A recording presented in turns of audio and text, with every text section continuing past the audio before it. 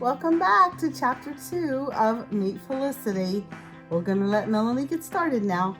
We're going to have a great time today. We're going to do all of Chapter 2, which I believe is...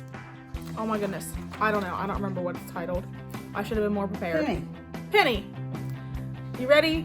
Let's go ahead. Chapter 2. Penny. Late afternoon sunshine slanted through the window onto Felicity's back. Felicity squirmed. She had a terrible itch and didn't know how to scratch it. She couldn't reach it with her left hand. Her right hand was inky because she was practicing her script. She jiggled her shoulders up and down. She held her breath and rubbed her sides with her elbows. She leaned back and wiggled her shoulder against the chair. "Felicity, my dear," exclaimed her mother, "why are you twitching and fidgeting so?" "I have the most awful itch, Mother," said Felicity. "I think my stays are laced too tight today. They're so pinching and uncomfortable." Felicity pulled at her stays, which were laced up her back like a tight vest. Mrs. Merriman shook her head and laughed. "You think your stays are laced too tight every day. But you do grow so fast, maybe you are right. Come here, my child, and I will loosen them for you." "Thank you, Mother," said Felicity. She sighed with relief as her mother loosened the laces. "I've told you many times, Lissy, your stays will not pinch you if you sit up straight," said Mrs. Merriman. "And they will not be uncomfortable if you move gracefully instead of galloping about." She straightened Felicity's cap. "There now, pretty one, you are set to rights. Fetch me your paper, so that I may see your handwriting practice." Felicity blushed as she handed her mother the paper. "I haven't quite finished it, Mother," she said. "So I see," said Mrs. Merriman. "The first few letters are very fine, but you lost patience when you got to the letter H. The rest of the letters go trip-trotting all over the page and then turn into a sketch of horses." She put the paper down and looked Felicity in the eye. "Lissy, what am I to do with you? You must learn to finish what you begin. If you spent half as much time on your letters as you do daydreaming of horses, you'd have the finest hand in Williamsburg." She sighed. "Go along to the well now, fetch some water and scrub your hand. Mind you get the ink off." "Yes, Mother," said Felicity. She turned to go, but stopped at the door. "Mother," she asked, "may I help Ben make a delivery?" "Yes, my lively girl," laughed her mother. "I know very well there's no use trying to keep you inside when your mind is already out and away." "Thank you, Mother," said Felicity as she flew out the door. "Lissy, your hat!" called her mother, but she was too late. Felicity was already halfway to the well. Felicity's hand was still a little wet and a little inky when she rushed down the street to her father's store. Just as she got there, she saw Ben come out. He stopped and looked up the street towards the silversmith shop, then down the street toward the church, as if he were not sure which way to go. "Ben, do you know the way to Mrs. Fitchett's house?" Felicity asked. Ben shrugged. "I'll find it." Ben's shyness didn't stop Felicity. "Come on," she said. "I'll show you." Ben shrugged again. "As you wish," he said. Then he was quiet. Felicity didn't mind.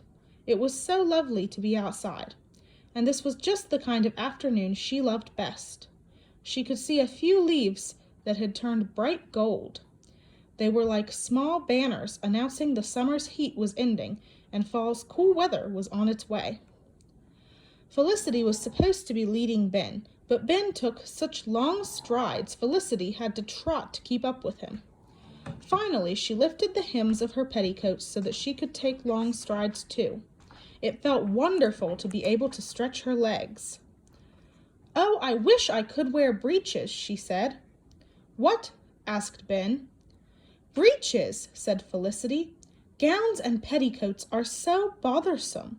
I'm forever stepping on my hem and tripping unless I take little baby steps. Small steps are supposed to look ladylike, but I can't get anywhere. 'Tis a terrible bother. In breeches, your legs are free.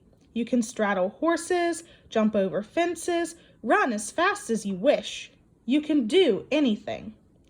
Ben didn't answer, but he shifted the sack of oats to the other shoulder. Now Felicity could see his face.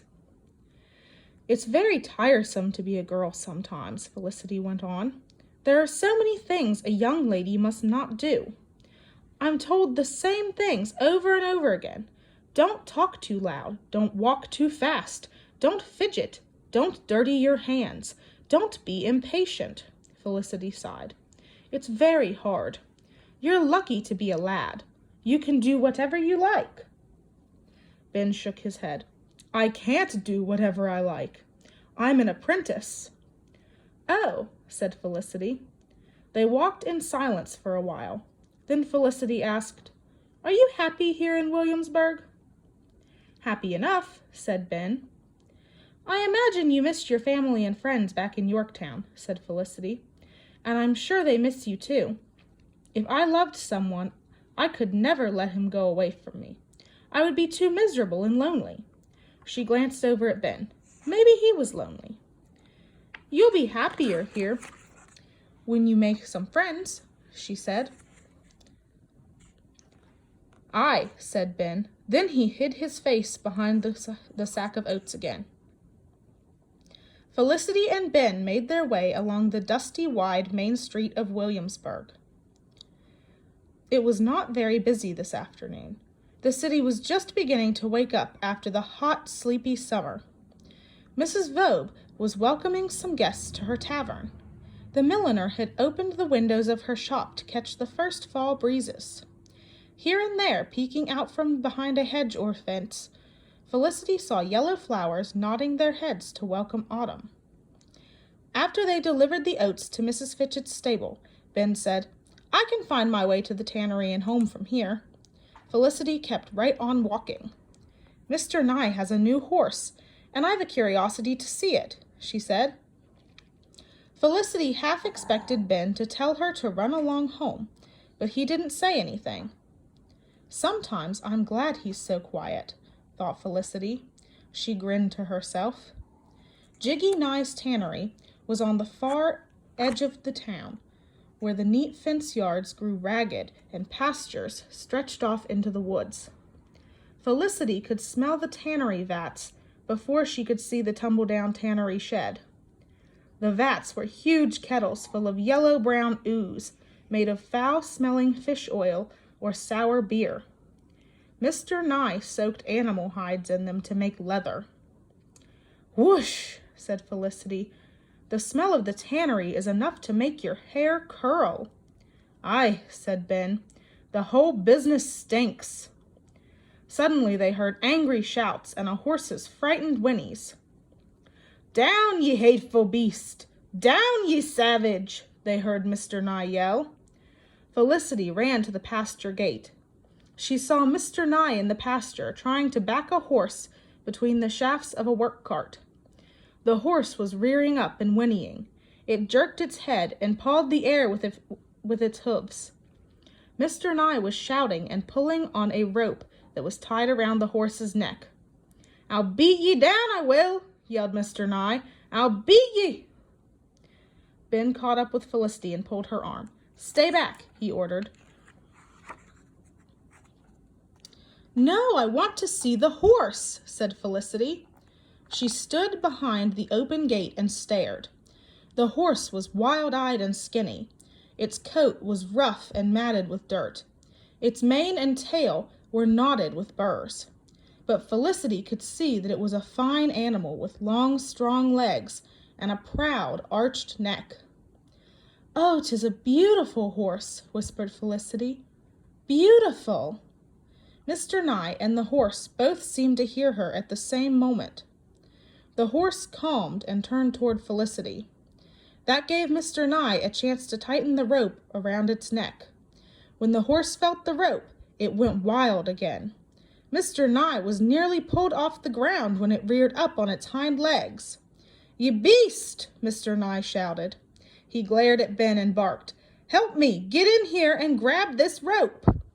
Ben darted into the pen and grabbed the rope with Mr. Nye, but the horse reared and pawed at the air more wildly than before.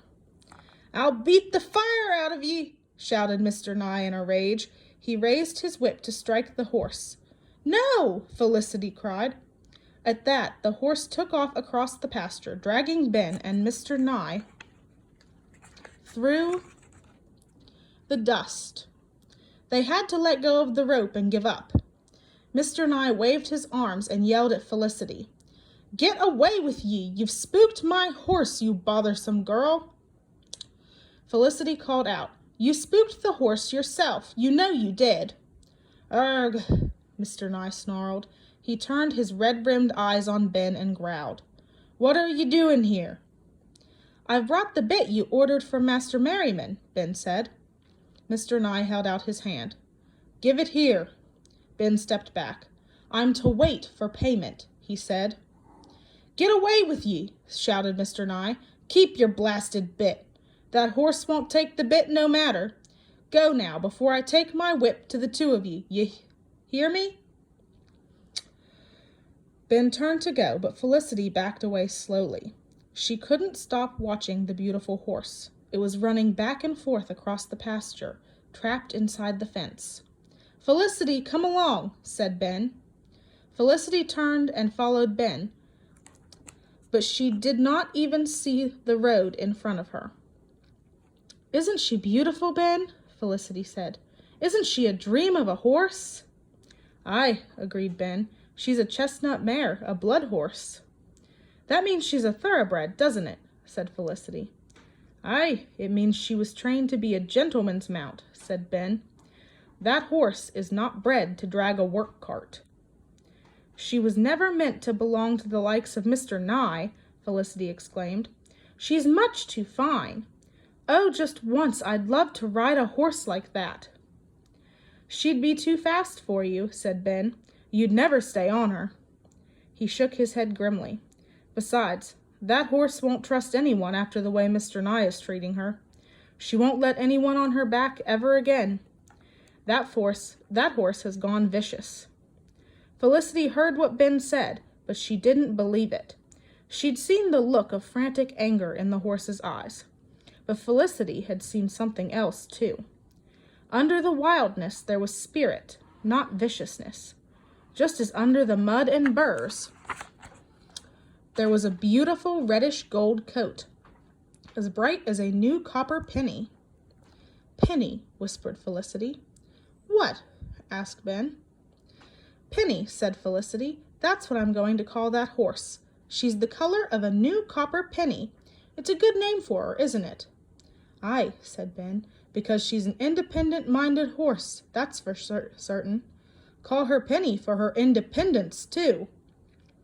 Felicity smiled. From then on, she thought of the horse as Penny. Beautiful, independent, bright, shining Penny.